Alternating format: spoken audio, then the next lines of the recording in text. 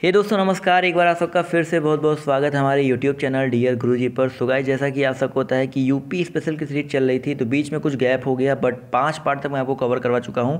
तो ये part number 6 है और यहाँ पर चलिए स्टार्ट करते हैं आज के पहले क्वेश्चन से। और अब ये जो सीरीज है चलती रहेगी, कंटिन्यू रहेगी, रोज़ आपको एक वीडियो मिल जाया करेगा सुबह के टाइम पर। तो देखिए पहला क्वेश्चन आपका यहाँ पर था, ये मैंने आपको लास्ट वाले पार्ट में होमवर्क दिया था कि मैत्रेय परियोजना किस जनपद में चलाई जा रही है। तो याद रखिएगा कुशीनगर में चलाई जा रही है। तो ऑप्शन जो इसका फर्स्ट है वो यहाँ पर करेक्ट हो जाएगा। काफ़ी लोगों ने इसका जवाब जो है दिया भी था।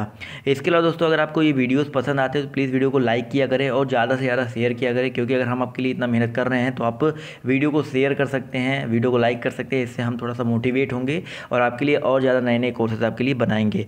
चलिए आते हैं आज के पहले क्वेश्चन, यानी क्वेश्चन नंबर 26 आपका कह रहा है कि गढ़मुक्तेश्वर का मेला किस जनपद में लगता है। भाई गढ़मुक्तेश्वर का जो मेला है वो किस जनपद में लगता है। तो याद रखिएगा गढ़मुक्तेश्वर का जो मेला है आपका वो हापुड़ में, यानी कि ऑप्शन जो इसका 3 है वो बिल्कुल करेक्ट हो जाएगा। हापुड़ जिले में गंगा के दाहिने तट पर यहाँ एक गढ़मुक्तेश्वर नामक स्थान है, वहीं पर लगता है। और प्राचीन काल में हस्तिनापुर का एक मोहल्ला था, ये जो था एक हस्तिनापुर का एक मोहल्ला था और यहाँ गढ़मुक्तेश्वर शिव मंदिर है और मंदिर के पास ही झारखंडेश्वर नामक एक प्राचीन शिवलिंग भी है और यहाँ कार्तिक पूर्णिमा को मेला लगता है। चलिए आते हैं दोस्तों क्वेश्चन नंबर 27 पर। देखिए आपका यहाँ पर कह रहा है वराह भगवान का ऐतिहासिक मंदिर कहाँ है। अब वराह भगवान के बारे में अगर हम बात करते हैं तो यहाँ पर याद रखिएगा कासगंज जिले में है बेसिकली आपका। तो यहाँ पर कासगंज जिले में कहाँ पर है, तो कासगंज जिला तो ऑप्शन नहीं है। तो यहाँ पर याद रखिएगा कासगंज जिले में स्थित सोरो क्षेत्र जो है वो आपका ऑप्शन करेक्ट हो जाएगा। ऑप्शन जो इसका फर्स्ट है सोरो। तो सोरो को सूकर क्षेत्र के नाम से हम लोग जानते हैं और पुराणों के अनुसार विश्व निर्माण की प्रक्रिया जो है वो यहीं से प्रारंभ हुई थी। याद रखिएगा विश्व निर्माण की जो प्रक्रिया है यहीं से प्रारंभ हुई थी और यहाँ एक प्राचीन मंदिर है जिसमें वराह भगवान की एक विशाल प्रतिमा स्थापित है और पृथ्वी पर गंगा व तरण हेतु राजा भागीरथ ने यहीं पर तपस्या की थी। चलिए आते हैं क्वेश्चन नंबर 28 पर। तो आपसे यहाँ पर कह रहा है कि गोस्वामी तुलसीदास का जो जन्म है वो राज्य के किस जनपद में हुआ है। तो गोस्वामी तुलसीदास जी का जो जन्म है याद रखिएगा वो बांदा जिले के राजापुर नामक ग्राम में हुआ है, यानी कि ऑप्शन जो इसका फर्स्ट है ये बिल्कुल करेक्ट हो जाएगा। ये कहाँ पे स्थित है, ये चित्रकूट से 38 किलोमीटर की दूरी पर स्थित है और यहाँ तुलसी स्मारक समिति की ओर एक सुंदर स्मारक का निर्माण भी किया गया है। चलिए आते हैं क्वेश्चन नंबर 29 पर। तो कह रहा है संकिसा वर्तमान में किस जनपद में है। तो संकिसा की बात कर रहे हैं दोस्तों, याद रखिएगा संकिसा जो है वर्तमान में फर्रुखाबाद जनपद में अवस्थित है। तो ऑप्शन नंबर इसका जो 4 है वो करेक्ट हो जाएगा। और प्राचीन काल में इसे हम लोग शंकाशय कहते थे और प्राचीन चीनी यात्री ह्वेनसांग ने इसका उल्लेख कपित्थ के नाम से किया है। किसके नाम से किया है, कपित्थ के नाम से किया है। और महाजनपद युग में यह पांचाल महाजनपद का एक प्रमुख नगर था, समझ गए। चलिए आते हैं क्वेश्चन नंबर 30 पर। तो आपसे यहाँ पर कह रहा है सूफी संत शेख सलीम चिश्ती का मकबरा कहाँ पर स्थित है।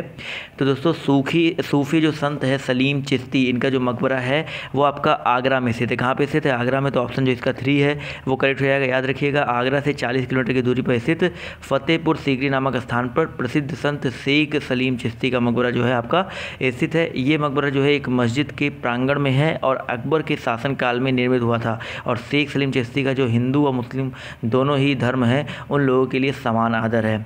चलिए आते हैं अगले क्वेश्चन पर। तो अगला क्वेश्चन आपका यहाँ पर कह रहा है कि पद्मावती सती मंदिर जो है वो किस जनपद में स्थित है। याद रखिएगा पद्मावती सती मंदिर जो है आपका कन्नौज जनपद यानी कन्नौज जिले में स्थित है। तो कन्नौज जो है अपने हजारों वर्ष पुराने खंडहर मंदिर और मस्जिद के लिए पर्यटकों को जो पर्यटक हैं वहाँ पर इन सब चीज़ों को देखने के लिए बेसिकली जाते हैं। और यहाँ के जो प्रमुख दर्शनीय स्थल है जैसे कि आपका पद्मावती का सती मंदिर हो गया, छेमकली देवी का मंदिर हो गया, जयचंद्र का किला हो गया, ये सारे यहीं पर स्थित है। याद रखिएगा तो ऑप्शन जो इसका ए है वो बिल्कुल करेक्ट हो जाएगा।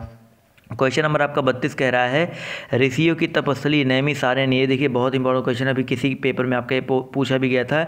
नैमिषारण्य को 88,000 ऋषियों की तपस्थली माना जाता है और ये जो है आपका कहाँ पर स्थित है। याद रखिएगा सीतापुर से शहर के आसपास स्थित है। तो ऑप्शन नंबर इसका जो 4 है सीतापुर, ये बिल्कुल करेक्ट हो जाएगा।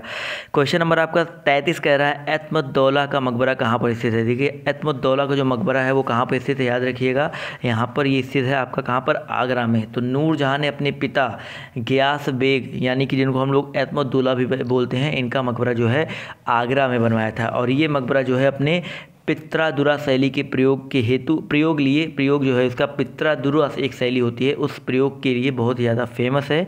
और आगरा मुगल कालीन स्थापत्य का खजाना आप सबको होता है। और आगरा शहर के विकास के लिए उत्तर प्रदेश सरकार द्वारा आगरा महायोजना 2021 की भी तैयारी की गई है, तो ये चीज़ें याद रखिएगा। तो ऑप्शन जो इसका फर्स्ट है करेक्ट हो जाएगा। अगला क्वेश्चन आपका यहाँ पर कह रहा है दयाल बाग कहाँ पर स्थित है। दयाल बाग जो है दोस्तों आपका वो आगरा में स्थित है, जो राधा स्वामी संप्रदाय के अनुयायियों द्वारा सफ़ेद संगमरमर से निर्मित आकर्षक इमारत है, जो पर्यटकों के आकर्षण का प्रमुख केंद्र भी है। तो यहाँ पर देखा जाए तो ऑप्शन नंबर जो 3 है वो यहाँ पर बिल्कुल करेक्ट हो जाएगा। चलिए आते हैं क्वेश्चन नंबर 34 के बाद 35 पर। तो कह रहा है अक्षय वृक्ष उत्तर प्रदेश के किस जिले में स्थित है। तो याद रखिएगा जो अक्षय वट है या अक्षय वृक्ष है वो आपका उत्तर प्रदेश के इलाहाबाद जनपद में स्थित है। तो ऑप्शन नंबर इसका जो फर्स्ट है ये यहाँ पर बिल्कुल करेक्ट हो जाएगा। इलाहाबाद में यमुना तट पर स्थित अकबर के किले के अंदर ये स्थित है।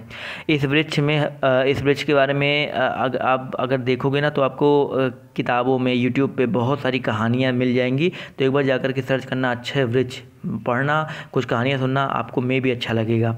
क्वेश्चन नंबर आपका 36 कह रहा है सैयद सलार व मसूद गाजी की दरगाह कहाँ पर स्थित है। तो सैयद सलार व मसूद गाजी की जो दरगाह है वो आपका स्थित है कहाँ पर, बहराइच में। बहराइच आप सबको होता है ना, यही आप पास में पड़ता है लखनऊ के। तो ऑप्शन नंबर इसका जो 2 है ये बिल्कुल करेक्ट हो जाएगा।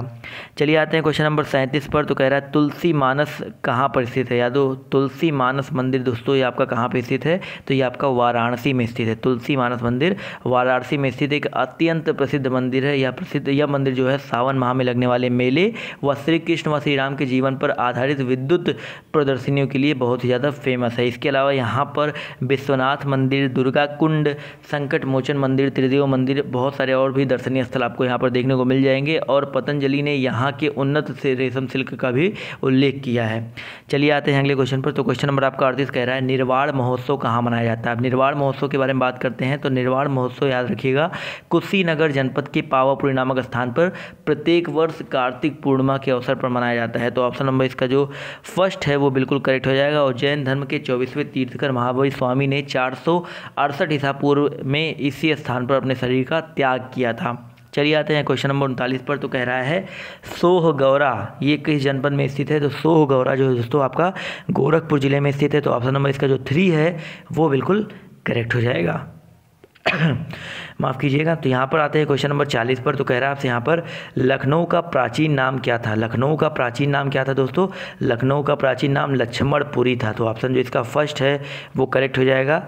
लक्ष्मणपुरी जो है कहाँ से पड़ा याद रखिएगा। लक्ष्मणपुरी जो है भगवान श्री राम के छोटे भाई लक्ष्मण ने बसाया था इसको। तो यहाँ पर इसी वजह से इसका नाम लक्ष्मणपुरी पड़ा था। और यहाँ एक पुराना टीला है जो लक्ष्मण टीला के नाम से प्रसिद्ध है। और लखनऊ का सर्वाधिक प्रसिद्ध जो है वो उत्तर मुगल काल में मिली थी। सर्वाधिक जो प्रसिद्धि उत्तर मुगल काल में मिली थी।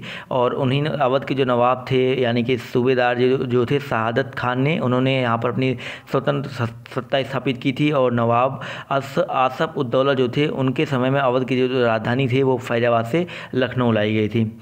और वर्तमान में उत्तर प्रदेश की राजधानी भी आपकी लखनऊ ही है। क्वेश्चन नंबर आपका 41 कह रहा है जैन धर्म के 23वें तीर्थकर पार्श्वनाथ का जन्म उत्तर प्रदेश के किस जनपद में हुआ है। तो भाई याद रखिएगा जैन धर्म के जो आपके 23वें तीर्थकर हैं पार्श्वनाथ, इनका जो जन्म है उत्तर प्रदेश के किस जिले में हुआ है। ऑप्शन नंबर इसका जो 4 है काशी। याद रखिएगा ऑप्शन जो 4 है काशी बिल्कुल करेक्ट हो जाएगा। चलिए आते हैं क्वेश्चन नंबर 42 पर। तो कह रहा है सिकंदरा किस जिले में अवस्थित है। दोस्तों सिकंदरा जो है आपका वो आगरा जनपद में अवस्थित है। तो ऑप्शन नंबर इसका जो 2 है आगरा ये बिल्कुल करेक्ट हो जाएगा। तथा मुगल बादशाह अकबर के मकबरे के कारण ये बहुत ही ज़्यादा फेमस भी है सिकंदरा।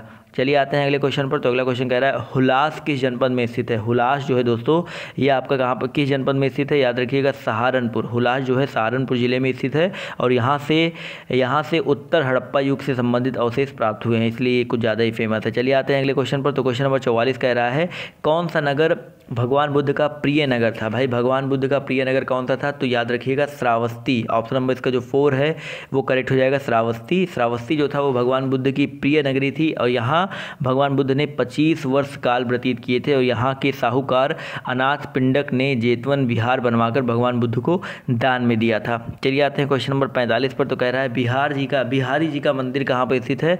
तो बिहारी जी का जो मंदिर है वो आपका दोस्तों वृंदावन में स्थित है। तो ऑप्शन जो इसका 3 है वो बिल्कुल करेक्ट हो जाएगा। जाएगा। यहाँ पर राधा वल्लभ जी का मंदिर, राधा रमण जी का मंदिर, श्री गोपीनाथ जी का मंदिर, शाह जी का व अष्ट सखी जी का मंदिर यहाँ पर जो स्थित है, जो कि काफ़ी फेमस है, काफ़ी प्रमुख भी हैं।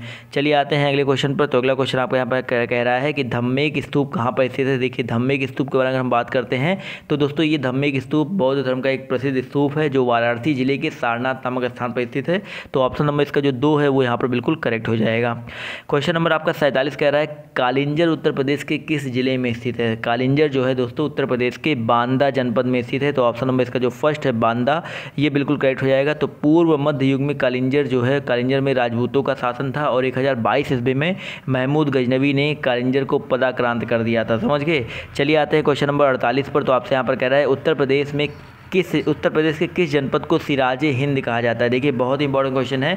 तो जौनपुर को कहा जाता है। क्यों कहा जाता है। तो उत्तर प्रदेश के जौनपुर जिलों को भारत का सिराज या सिराजे हिंद कहा जाता है।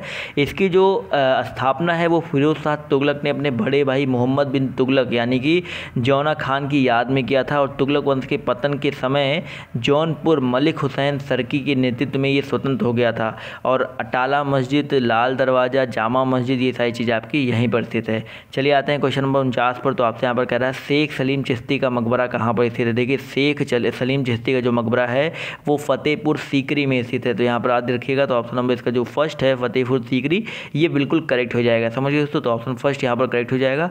आते हैं दोस्तों आज के होमवर्क पर। तो आज का होमवर्क है द्वारिकाधीश मंदिर कहाँ पर स्थित है। तो आपको कॉमेंट करके बताना है दोस्तों द्वारिकाधीश जो मंदिर है आपका वृंदावन, बरसाना या मथुरा। तो सारे ऑप्शन जो है काफ़ी कन्फ्यूजन है। तो आप लोग कॉमेंट करके बताइएगा यहाँ पर एक्चुअली में जो आपका करेक्ट आंसर है वो क्या हो सकता है। तो दोस्तों आज के इस वीडियो में सिर्फ इतना ही। आई होप आप सबको वीडियो जो है पसंद आई होगी। तो प्लीज़ अगर आपको वीडियो पसंद आए तो please I hope you will like the video and जो आपसे पहले ही बोला कि शेयर करना मत भूलिएगा। बाय बाय, टेक केयर, जय हिंद, जय भारत। मिलते हैं आप सबसे नेक्स्ट वीडियो में।